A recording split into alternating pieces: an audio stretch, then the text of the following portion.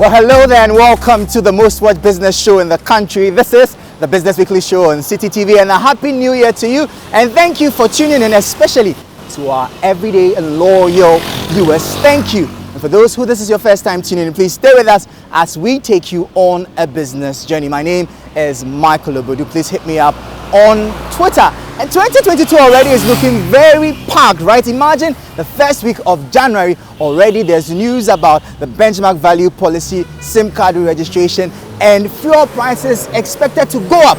Well, we put all together in a 1 hour packed show for you. So if you're ready, let's go.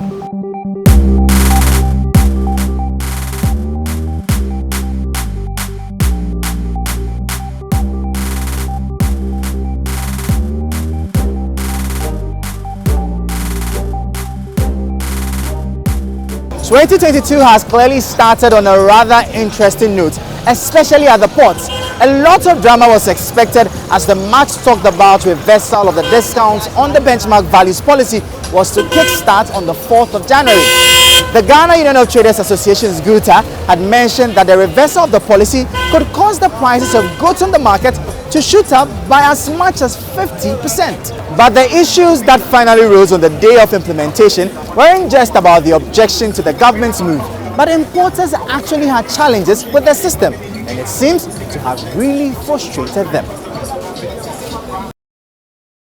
We are asking them to update the system so we can work, because we want to work. Some of the entries or declarations that we have already put in the system, we expect that the new policy or the reversal do not affect it, because per their own laws, the time of entry and validation is really, really important. And we entered it last week before the holidays, which has been worked on customs, the assessment is in, and we have actually, even in the holidays, we were approving and accepting, assessment. So once that they have been assessed and accepted, they should allow us to pay with the reduction.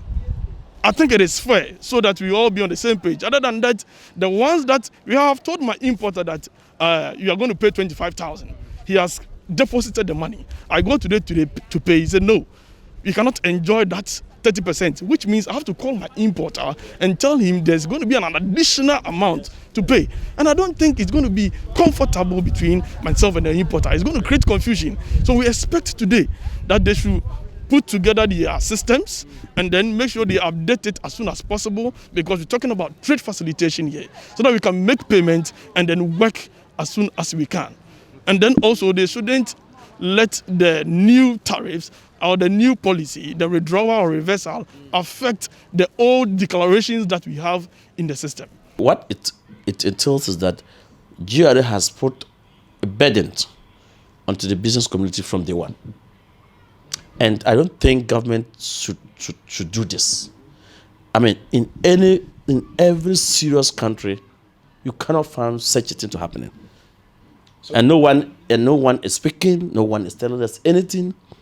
And doesn't mean those who had received their duty values ahead of on the 4th of the January 2022 will not have access, and having paid their duty will no longer have the access to pay their duty and clear their cargo per what was assessed to them.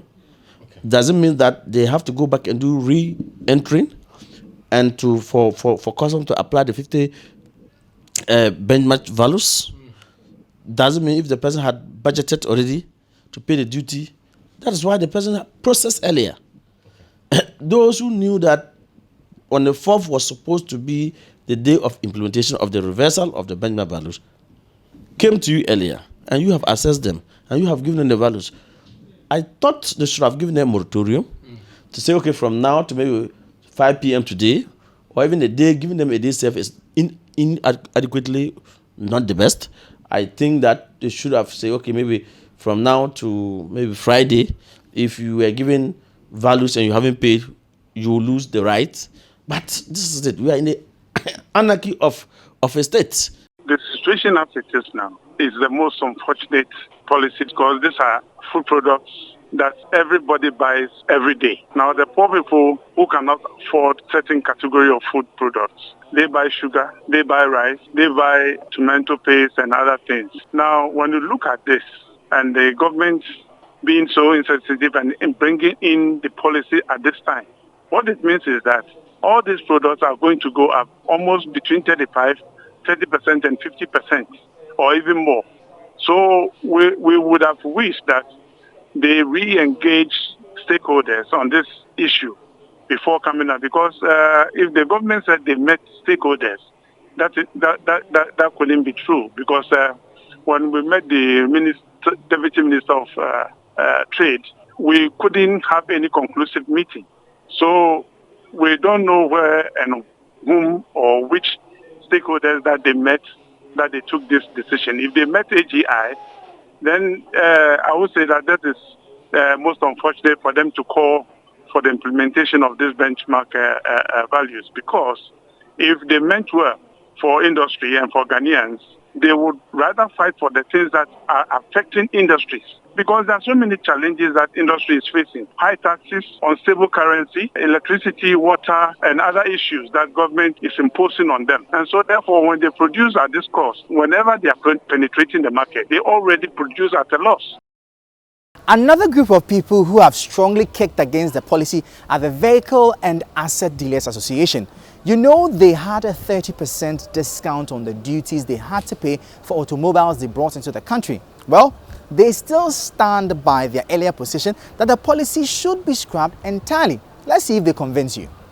The meeting saw stakeholders such as the Ghana Union of Traders Association, GUTA, the Association of Ghana Industries, AGI, and the Importers and Exporters Association of Ghana, among others, meeting with a team from the Finance Ministry. This followed the troubled implementation of the reversal of the reduction in benchmark values policy on Tuesday, January 4, 2022, and the subsequent deferment of the implementation till the 6th of January 2022. Commenting on the said meeting, General Secretary of the Automobile Dealers Union, Clifford Ansu, said the meeting was not going to yield any positive results for the importing community. When this benchmark value, was given to us in 2019, government introduced special import levy. 2.5% of that money was charged on the duty that we were paying. So, for example, if the duty is 20,000 cedis, you need to pay 2.5% of 20,000 in addition. Government brought in Africa Union levy. Government brought in network charges on all these components that we are paying. So, when even total them, they were more than the 30% that is scrapped. Now, we are here again. The 30% that was given to us is coming back. If it is coming back, it means that the situation is going to be compounded. Cars that are paying, for example, 20,000 cedis are going to pay more than 20,000 cedis now. And the prices in the market also will be going up. And people are going to pay for more than what they are paying for now, which we are all saying that the situation is very bad. Meeting GUTA on this matter at this time is not necessary by Finance Ministry, because GUTA, first of all, met the ministry, they talked with them, they discussed several issues with them extensively, but government did not listen. They went ahead to do whatever that they want to do. And if you are now going to meet him again, for what? Do you think that government is going to listen and then reverse the situation? Mr. Ansu, however, charged the Ghana Revenue Authority to prioritize scrapping nuisance taxes in their line of work. Some of the components in the tax component have been even removed, like the network charges on all the taxes. You are paying network charge on National Health Insurance. You are paying network charge on COVID-19 recovery levy. You are paying network charge on Africa Union tax. We are paying Africa Union tax. We are paying 2.5% duty. Import duty, I must say, and we are paying network charge on that same thing also. So this network charges and other things should be removed. They are not necessary. We want the whole reversal to be scrapped, my brother. We want the whole, but let's tell you, when they even scrap the reversal, right, they must make sure that new taxes are not introduced in, because government will just take this thing away as people are not agitating. They will listen. They say, oh, okay, let us suspend. 2-3 days time, or maybe 2-3 weeks time, another tax will find its way into the system. So there are quite a number of groups that have issues with the policy. But back to the issue that arose on the day of implementation. The Ghana Revenue Authority temporarily suspended the implementation date for some days, and even though the players at the country's port find the move very welcoming, they want it extended further. The deferment of the implementation of the reversal of the reduction in benchmark values policy comes after some freight forwarders encountered challenges paying duties to facilitate the clearing of their goods at the port on Tuesday, January 4, 2022. A message to freight forwarders cited by City Business News stated, among other things, that effective Thursday, 6th January 2022, any declaration not yet entered, that is, where duty and taxes have not yet been paid, will be affected by the revised policy. It added that a post-entry will be required to enable recalculation of the taxes based on the policy. In an interview with City Business News about the deferment, the Executive Secretary of the Importers and Exporters Association of Ghana, Samson Asaki Awingobit, called for the deferment to be extended to 14 days. Temperature will rise. People who never knew that this directive will come within this short period, importers who did not raise the needed capital to be able to pay their duties now are going to be struggling, and they are with this directive up to just tomorrow on the 6th. We are putting a stress on the importer to run to their bank and to take loan facility which they were not prepared for. I strongly believe that this 2 days extension is woefully adequate. Even though we are still kicking against the totality of the benchmark reversal, I strongly believe that if you think that he's thinking about his customers, which are the importers, they don't deserve this kind of a 2 or 3 day extension. I strongly believe that if anything has to go by, the call that we put in our statement should hold to it. And we strongly believe that we are prepared to engage the government. If I have to stand by my initial press statement to you, the media, we are expecting the government, if for a better word, to give business community at least 2 weeks, the 14 days that we requested. Let me stand by that. Mr. Awingobit, meanwhile, reiterated calls for the policy to be suspended entirely until further deliberations are carried out. If you ask me, I will tell you that 2 weeks will be good. However, we believe in our minds that this benchmark value in this first quarter should not happen, because other than that, drawing from what I was trying to tell you, Christmas season and now, the financial strength of Ghanaians hasn't changed. The economic stability status of Ghanaians hasn't changed. And so the purchasing power has dropped. And we can draw that scenario or that experience during the Christmas festival. And so basically, we are saying that government should put it on hold on the total implementation of this benchmark values, and let us come together on the round table. Let us all discuss. Maybe amicably, we will all agree on something that will be good for the country. So you have so far heard from those opposed to the policy. What about others who stand to benefit from it?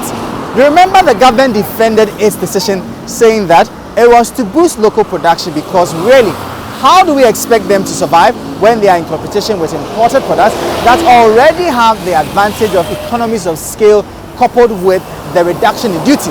Let's hear from some of the local producers who are very pleased with the removal of the discounts on the benchmark values.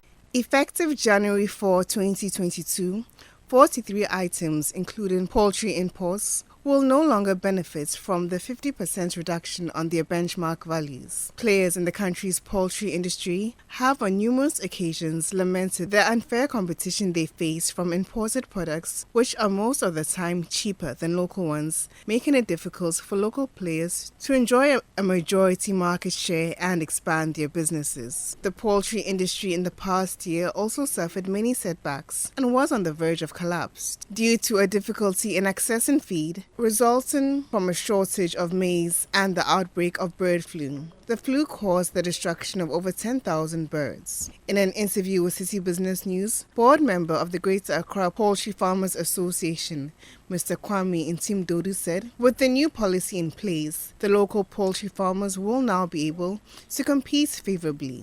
So we believe that we have the capacity and capability to supply or to meet all the protein from the chicken stores of this country. We are able to do that.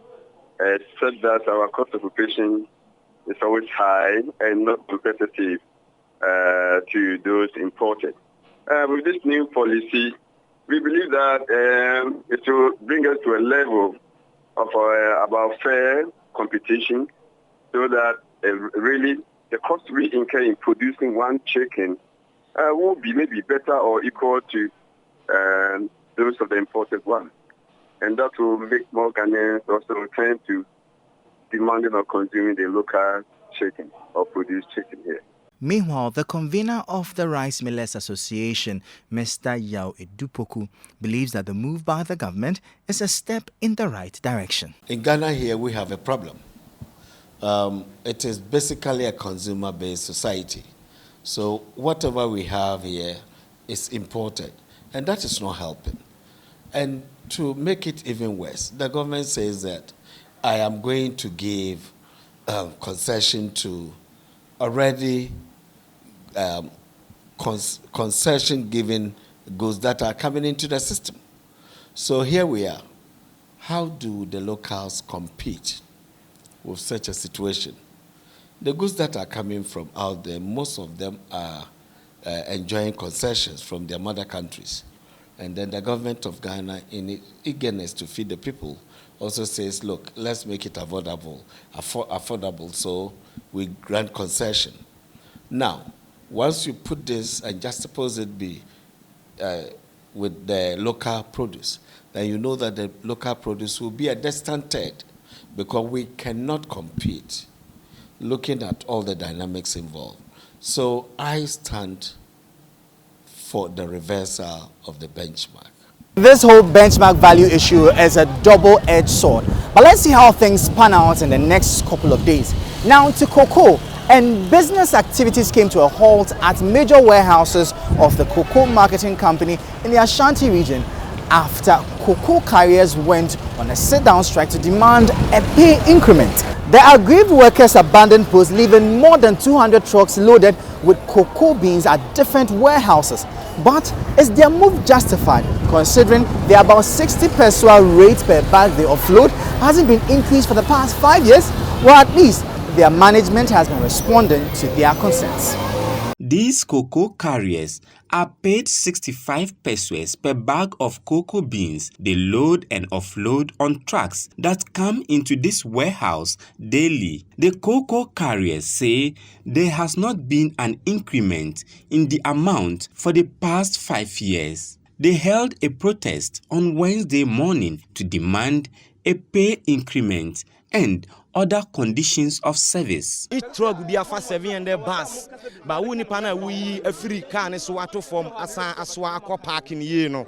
Your amount 62 pesewas, and to price are buying at the Mercury phone a bush. And Tiansua, yes, one of your your best one acquaintance beam. Cocoa are buying and 20 coins, and Tiansua one acquaintance. Your mom let us see a pay increment per bag. I reply, your mom letter October, no, yes, but it's a Kiango Christmas mano. Nabi Biato D. Mom respond bia, and the I been said, and Rano, I was here, baby. Manager frame meeting, insult and no insult your catchers or the 3 pesewas. And a suggestion or suggestion so I 3 pesewas and I account 65. A spokesperson for the workers explained further what their demands are. What we are also saying is that if CMC cannot, if the directors cannot handle us, they should give way for us to work with CMC as we started. We can manage our own affairs. Right now, the problem is not with the carriers. The problem is not CMC. The problem mainly is the directors. So if the CMC can pay the directors any amount and the directors will pay us our 1 cedi, we will work. If CMC knows that they cannot pay us, they cannot pay any amount more than 1 cedi for them to pay us 1 cedi, CMC should speak to us. We will have consensus with CMC. Several trucks come into this warehouse daily either to bring in or take away cocoa beans. These cocoa carriers are involved in the work as they offload and also load trucks that come in here. But they say their conditions of service continue to deteriorate and want something to be done about it. Out of that 97 pesos, they are supposed to pay us our SNIT. They're supposed to pay us our welfare. They're supposed to pay us our insurance. The directors, they receive the insurance though, but they don't pay us. They receive the SNIT though, they don't pay us. The welfare, they don't pay us. And if any of us gets hurt here or injured in the course of work, and we go to CMC, CMC will tell us that they doesn't know us. They know our directors. These aggrieved cocoa carriers have vowed not to return to work if their concerns are not addressed. Until we strike, and then they increase it 3 pesos. 3 pesos. This one without SNIT.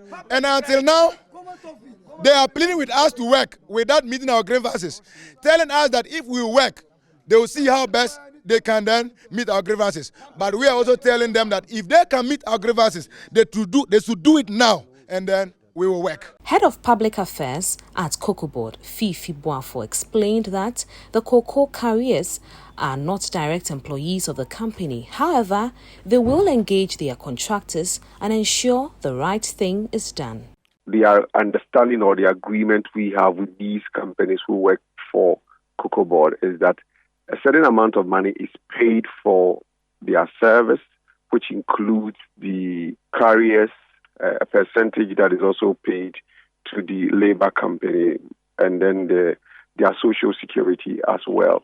So it is something that has been agreed, and of course we do engage beginning every year to look at how much will be commensurate to the work or the service they offer. And we believe that these contractors should be able to also have a conversation at a level with their employees and to get them to work.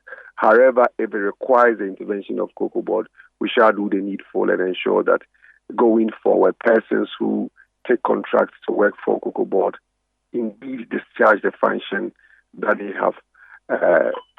have offered or they have contracted to do.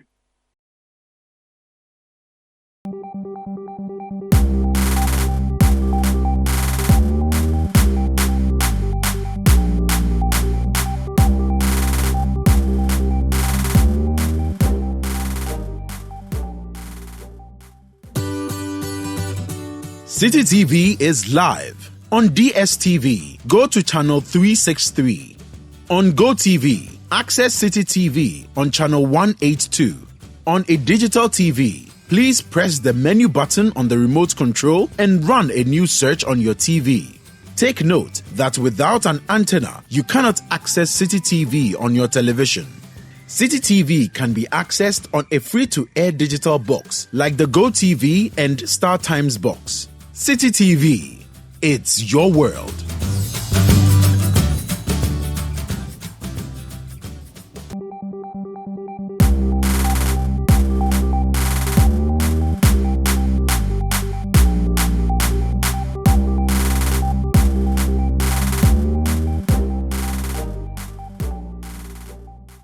Now we focus on the re-registration of SIM cards. If you have been able to go through the process, then you're amongst the lucky few. The queues at the various telco centers are just disheartening. It's enough to discourage one from going through it. Some people who went to re-register their SIM cards share their frustration with the exercise. However, stakeholders in the telco space have also been explaining what is accounting for the slow pace of the process and what is being done to improve the situation.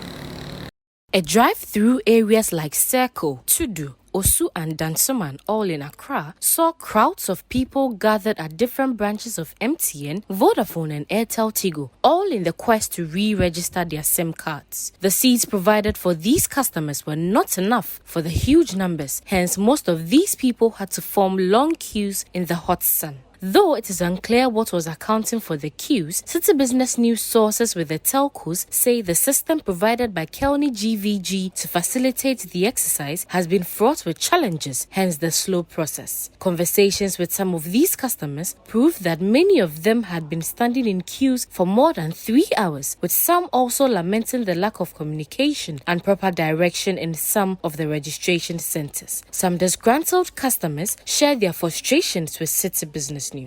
We were told they are not doing this. I have to come here, Paloma area. And I got here and the queue was so huge. I have to join a queue. And then I wasn't like, it was 4 queues. I didn't know which one to join. I joined a different queue. Later I was asked to come and join another one. I was shocked because I didn't know that I'll meet this kind of queue. Because I waited for 2 months when the minister announced that this process will be going on, so that probably people may rush to do their registration. By January it may calm down, but still I can see a lot of queue here, and I'm still waiting for almost 20 minutes, though it's moving smoothly, but still I don't know the reason why we are still in a queue at this time after 3 months. Nipa bebre gina ho obi enya akwanya se ombeye ne ntam so amomo nti ade a ha adwen pa ha adwen because obetima atena se ade bechi onsa anka ade bechi obesa aba ade bechi obesa aba. Apart from the frustration of having to stand in a queue for hours, others like Abena Sewa had other challenges that needed to be addressed. When I was doing the reg, I wanted to do change of name, and with the change of name I tried registering because they said it's Ghana card. I tried registered. I registered several times. I couldn't. So I came here and I went to the office and they told me that if I want to do change of name, then I have to use the voter's ID. Meanwhile, while doing the advert, they were saying that they were all mentioned. They were saying Ghana card, Ghana card. At least they should have told us, like, if you want to do change of name, you have to bring this card. If you want to do this, you have to do this. They are just saying that register on the phone, and when you get here, it's a whole different thing. I came here since morning, and look at the time. I have to go back and come back tomorrow with my voter's ID. A lot of these customers gave up and left with the hopes of coming at dawn the next day to complete the process. Others were also determined to remain in the queues to register their cards once and for all. With many of these customers asking for an extension of the March deadline, others like Godwin Aguya urged the network companies to open their registration centers at different places to have less people crowded at the branch offices. Abayano ese we na o en ese otimi biem na be bia ukọ ha ne ha kra e bi wo ukọ ha ne ha e bi wo se de be ye obi abetimi aye na ne ho ato no anu momu beboa a chen se wo mu de ade na akọ hye ba bi kwana ba bi obi wo kra akọ Ghana card wo mu de akọ hye kwana ba bi no mu oje bribe ehun hia. Attempts to reach the network companies to react to the situation at hand proved futile. However, MTN Ghana, in a media release, has urged its customers to visit MTN Connect stores, distributor branches, light retail stores, or MTN agents' touchpoints to avoid congestion at the MTN service centers. Meanwhile, the Chief Executive Officer of the Ghana Chamber of Telecommunications, Dr. Ken Ashigbe, is optimistic that an update to the system being used for the re-registration process will help reduce the congestion at the various network offices. There's an update that was done in the early part, the last part of the latter part of last year, and this one on Thursday, this evening, that's when the update would be shared with the MNOs, and they will try to see how best that helps. I know also for a fact that some of the MNOs are also considering using some of their staff who currently have these smartphones that meets the specification. So they will be doing some trainings with them. So beyond just the staff that are dedicated to dealing with customers, they would be also unleashing these staff as well, just to increase the contact points so that consumers can have a lot more people and a lot more places that they can visit.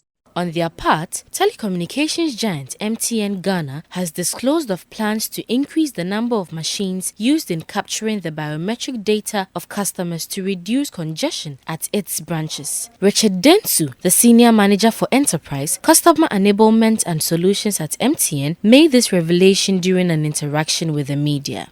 There's a plan that we have in place that we're going to increase the devices as well so that we can serve many customers as possible.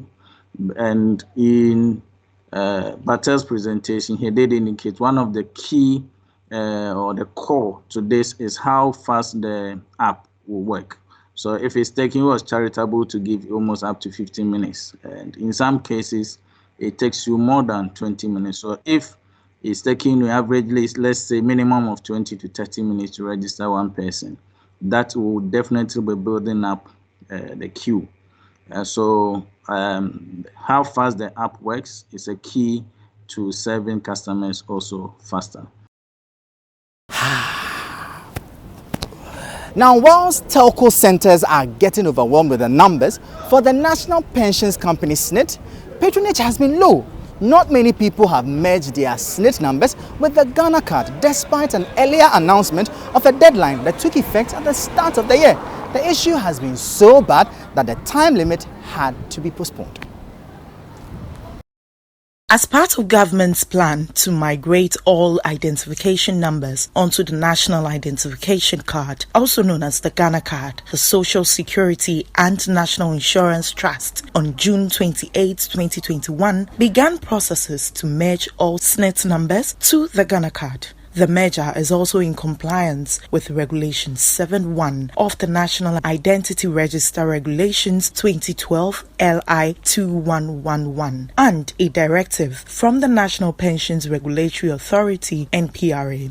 The process saw SSNIT deploy systems to members of the scheme to merge their SSNIT and personal ID numbers on their Ghana cards with a deadline of December 31. However, only a fraction of SSNIT card holders have been able to go through the merging process, with a majority blaming it on the inaccessibility of the Ghana cards. Acting Public Affairs Manager at SSNIT, Charles Akwe Gashon, tells City Business News a number of active SSNIT members still have challenges with acquiring their Ghana cards. So far, majority of the people that we have engaged who are yet to do the merger, they have one issue. Their complaint is that they've not been able to go through the NI registration process, and that partially is because of the limited registrations that they are doing across the various district offices that they have. So these concerns have been raised, and they've got into the attention of management.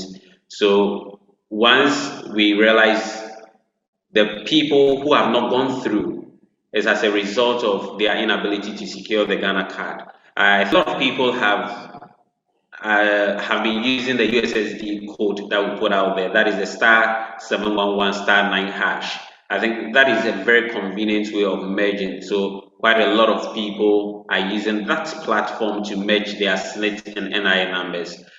Some people also do walk-in, whilst others are calling our contact center on 0302-611-622 to have the numbers merged for them. So for now, with the various platforms we announced, I think the one that is really generating traffic is the USSD code that we put out there. That is the *711*9#.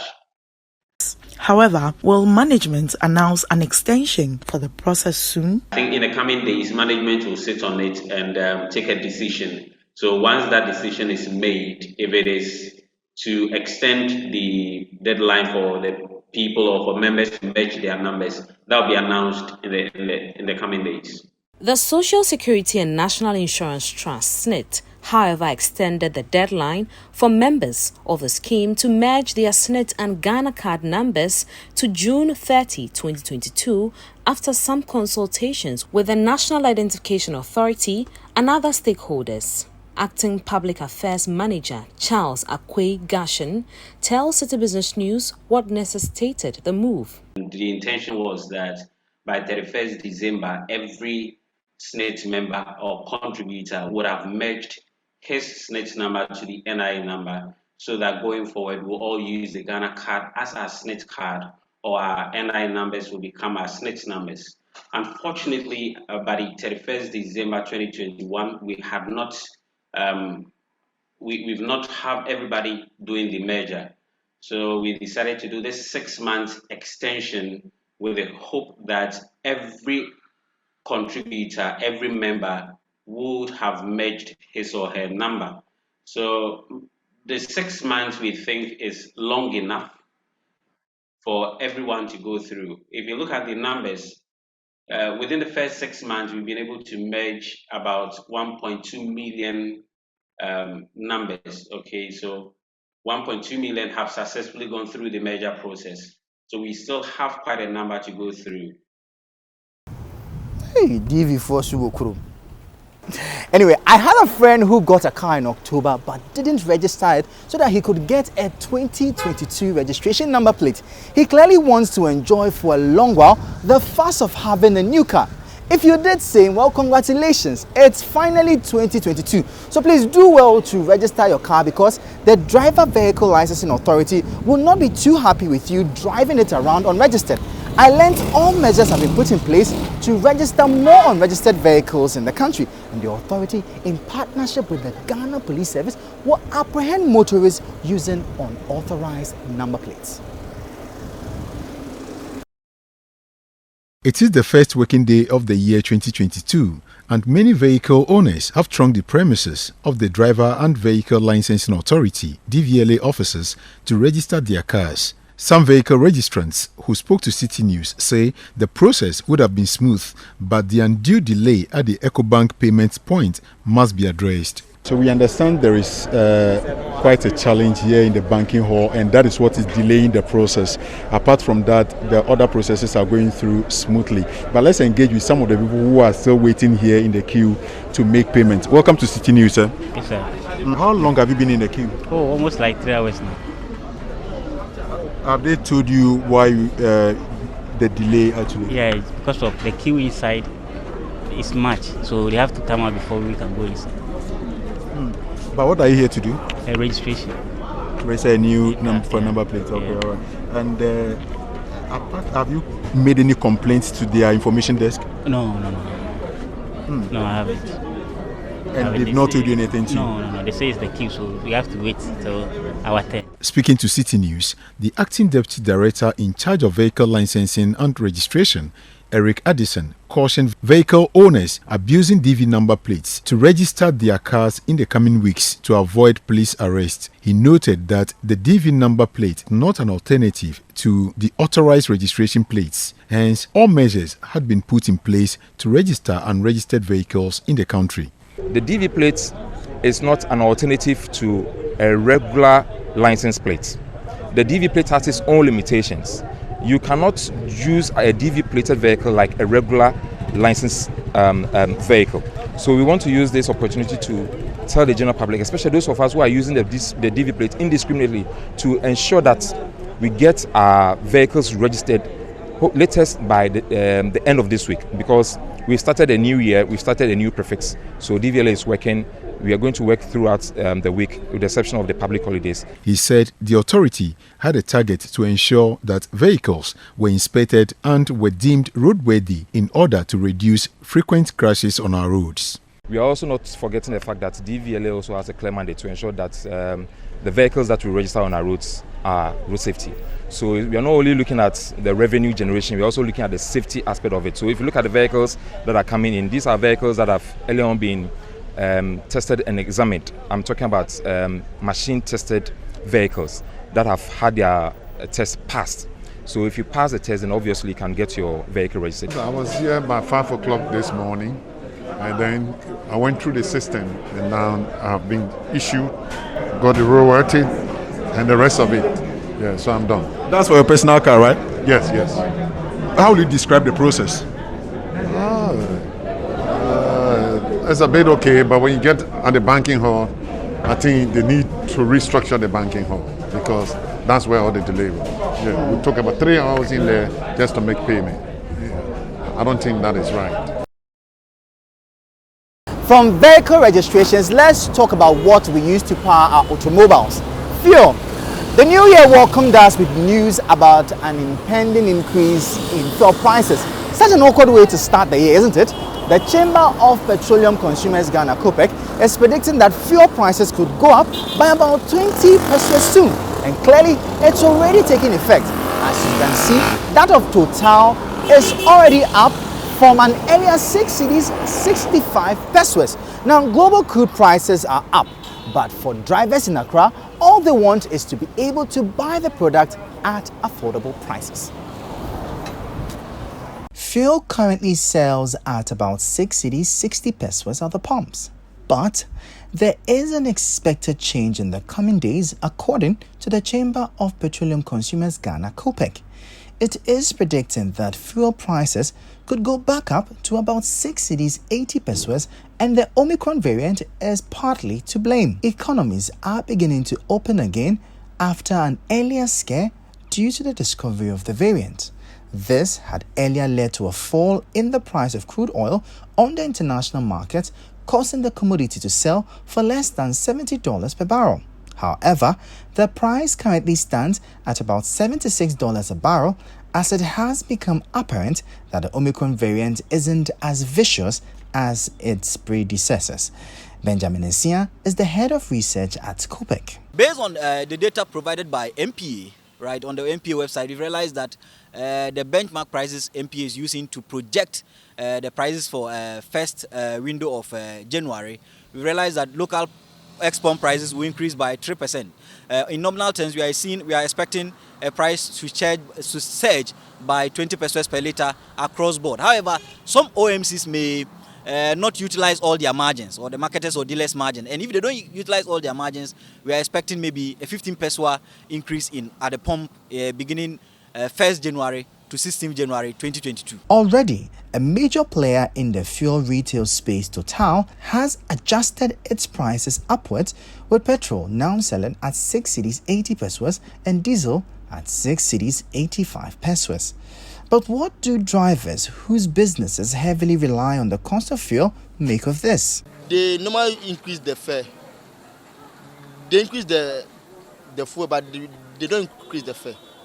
So it makes the amount that we are buying first, we are not buying the same amount now. So it make the drivers, we are working now, we don't get nothing. So it make everyone is complaining about the fuel now, especially we the drivers. Affecting me most a lot. Because I, for example, I have about 3 kids where none of them is, they have completed SS and over. So actually, if I can't earn, I can't look after them. So all depends on the fuel, because my job is the driving. So if I don't drive, I don't earn. Then if I drive, I don't earn anything. That means the kids will be still at the home. COPEC, however, says the tables might turn before the end of the month. In the second window of January 2022, prices may drop if the Omicron variant is kind of spreading, and then countries begin to restrict mobility. And you also mentioned OPEC Plus and OPEC Alliance increasing their supply onto the market. It may drop the prices on the local front. However, as we're speaking, the prices, benchmark prices for certain first window of January has been published, and that is what we are going to use to calculate the prices in the first window of January. And that has been done by MPA. We are expecting a 3% increase in the local export prices, which is in nominal terms 20 peso increase at the pump. We focus now on some sectors that have been impacted by the outbreak of the pandemic to find out how they are faring now. Let's start off with the aviation industry. With all the uncertainties that was associated with the early stages of the COVID-19 outbreak, one would have thought it would have taken forever for the aviation industry to get back on its feet. But clearly, players in the space in Ghana have proven their resilience and are confident that the first quarter of this year, they will be back to full operation. Despite the earlier hit the aviation industry suffered in 2020 when the government closed down all the country's borders, things are gradually returning to normal as the COVID-19 vaccines are recording significant rates of efficacy. However, with news of the Omicron variant late last year, players in the space were hit with some level of uncertainty. In an interview with City Business News, Dominic Ando, the public relations manager of Ethiopian Airlines Ghana, Liberia and Sierra Leone, stated that taking into consideration measures that have been put in place to curb the spread of the virus, he was confident that the sector would fully recover by first quarter 2022. In Ghana here, I would say the top 5 airlines when it comes to the use of the Kotoka International Airport were almost reaching the 2019 figures. I mean, their load factor was increasing 80-90%, and it was good for us until Omicron just hit. And because of Omicron, there are some restrictions in place. Now Ethiopian and some few others cannot fly to Dubai, which means that's off. But others are also operating. It means that in 2022, if we're able to bring Omicron under control, which I think we would, because of the massive rollout of the vaccines in Ghana, if we're able to bring it under control and some of these bans are lifted, then in the first 2 quarters of 2022, we should be back to our pre-pandemic levels in 2019. That's what I see. He further justified his projections for the sector, arguing that he was confident in its ability to get back on its feet. Just 3 months back, most of the airlines have started operating daily services. Most are increasing their frequency. Ethiopian, Emirates, Turkish, BA, Delta, United, Qatar Airways even started operating. It tells you that there is market for it. And they're all doing well. Their load factor, which is the percentage of airline seats which are occupied, was good. 80, 85, 90 together in aviation is huge. We were even thinking we'll be doing half. But no, Ethiopian Airlines were doing 80, 85%, which was good until Omicron, which has cut down a bit over the last 2 days. But I think in the next 1 week, we'll find a level playing field, work around Omicron. The disease is here to stay. It will be with us based on IATA figures for the next 2-3 years. So we have to work around it. And that's what we'll be doing all this while. So with these new restrictions and Omicron, I think in the next 1 week, we'll find a way around it and still operate. From aviation, we turn now to the hospitality industry. And for hoteliers, despite the scare that was associated with the Omicron variant close to the just ended festive season, business was actually very good for them during the Yuletide. It was much better than 2020. Such a delight to hear, since they had the previous year recorded a major dip right after the boom in 2019 thanks to the government's Year of Return program. The tourism and hospitality industries have been amongst the worst affected since the pandemic broke out, and news of the Omicron variant, especially as the festive season approached, sent waves of uncertainty amongst players in the sector. The sector in Ghana has lost millions, if not billions of dollars since the pandemic first struck, particularly because of the associated restrictions it came with. This forced many players out of business, while others were compelled to downsize to stay afloat. The circumstances led to poor sales during the Yuletide in 2020, despite a major boom the previous year due to the success of the government's Year of Return program. But speaking to City Business News, President of the Ghana Hotels Association, Dr. Edward Akanyamike, says their fortunes improved during this Christmas period. In fact, reports reaching us actually indicates that the performance during this Yuletide was quite encouraging and far better than that for 2020. And the occupancy has been in the range of 60 to 65. Of course, there are some who have done even better than that. And generally, you also have some who may not have performed that way. But generally, across board, the performance was quite okay and impressive. Dr. Nyamike further explained what accounted for the turn of events this festive season. Well, again, I'm sure we are still comparing to the year 2020, and we believe that it is the fear and panic related to the virus that has gone down in a way. I think we are beginning to get used to the fact that it's here with us, and all we need to do is to manage it. And everybody's managing it. So, again, the restrictions that have been lifted by and large has also influenced that. And then also the promotion for the domestic tourism. That's really, really also going on. And some collaborations and partnership that is going on. The GT, the Ministry of Tourism, Arts and Culture, are actually leading the way with the endorsement of various events and programs. And once there's movement of people, that is where we also get our job. Still on the pandemic, do you remember when we had to go into lockdown in 2020? My area literally looked like a war zone with police and military trucks dotted around major junctions. I'm sure you recollect how all markets were closed and disinfected. This meant traders could not do business for the period. The trade advocacy group Ghana says if traders do not want to ever return to those dark days, then they must ensure they take the jabs so they can put all this pandemic behind us and do good business. It will be recalled that some restrictions, including a lockdown, were introduced as a preventive measure when the virus first broke in the country. All markets were closed and disinfected in the process.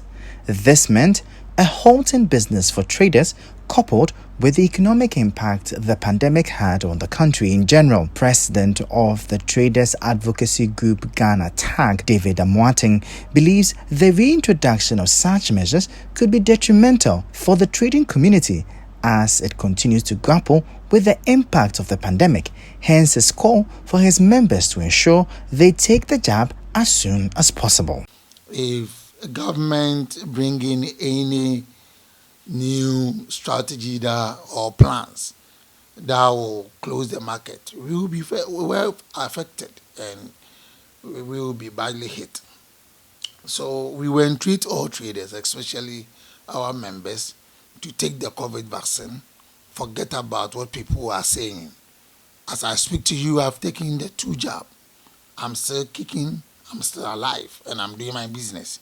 So please, let's do it. And as the Ghana Health Service, I heard Dr. Kumar Boaje saying, if we are able to take the jab or vaccinate about 17 million people, then we can open the market. You get it. So let's help government, let's help Ghana Health Service to make their work a little stress-free by taking the jab and also telling our people. And you can even take it upon yourself. Anybody that comes to your shop to do business, advise the person, tell the person, if somebody, a customer who is coming to buy from you, knows that you have taken the vaccine, it's give the person that hope for the person to also go through it and take the vaccine so that we can do business for us to also break even and get something for our family members. Hard guy, survive the Christmas. If you're a poultry farmer and don't want to risk losing your birds and investment, please take a cue from the Veterinary Services Department in the Tema Metropolis. It is warning poultry farmers in the enclave to be extra cautious in the wake of the bird flu outbreak in the metropolis. 300 birds and other poultry products were destroyed on Tuesday in a poultry farm in the metropolis. And I can just imagine how the farmers feel after such huge losses. Easter is coming, eh? In August 2021, bird flu killed some 6,046 birds in the Tema West municipality alone. In October of 2021, another outbreak was reported in the Kpong-Katamanso district, where the disease was confirmed on a farm at Saki. After a farm in the enclave detected another outbreak of the flu a few days ago, over 300 birds and other poultry products were destroyed to contain the spread. Poultry farmers in the country had a tough year last year, characterized by expensive feed and a glut of farm produce. However, to prevent more losses this year, Veterinary Officer in charge of Tema Metropolis, Dr. Emmanuel Kwaupeku, has advised that the farmer be extra cautious. In an interview with City Business News, Dr. Kwaupeku said Poultry farmers need to fumigate their farms frequently in order to curb the spread of the flu. They have to be aware that this disease, once it moves from the wild to the community, the spread is through fomites and it's through contact of affected birds and human beings and other things, also serving as source of vehicles. These are the means by which disease move from, this infection is moved from one farm to the other. So the caution is that one, all farm gates should be controlled. So there should be strict movement control in every poultry farm. No poultry farm should allow strangers or even their colleague farmers to be coming to their farms, because it could be source of infection. Because you never know where a farmer has gone to, and once he comes to your farm from an infected farm, there's a likelihood of the person introducing the disease to your farm. Secondly, we also caution that, especially those that buy eggs, you shouldn't sell your eggs at the farm gates. But how safe is the average consumer of poultry products? To the general public, we want to assure the public that there is no fear in consuming poultry and poultry products. It's very safe. The affected farms in municipality, for example, where this farm was depopulated and all the eggs and everything was buried. So nothing of that sort went into the market. We encourage everybody as much as possible, eat your poultry meat, and then your eggs, make sure you cook them very well. Once you cook them, there is no cause for alarm. So let's all enjoy our eggs and our chicken, because they are very safe for us to consume. But cook them well. And it's also good that nobody consumes dead carcasses and all that, because apart from the influenza, you never know what killed your bird. So as much as we are encouraged to take our poultry birds and our chicken, we also encourage that you don't go and dress any dead birds or something and consume.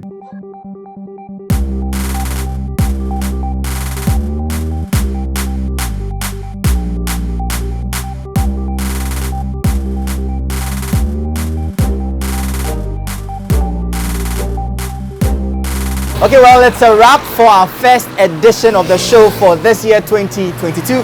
Thank you for tuning in, and catch you same time next week. My name is Michael Obodu. Please hit me up on Twitter at @mobodu. But don't miss out on the Business Dashboard. It airs at 10 p.m. sharp every weekday, with a repeat the following day at 7 and 10:30 a.m. And our website, citybusinessnews.com, has regular business news updates for you. Catch you same time next week. Stay safe, stay informed, and bye-bye. Try that trust to where they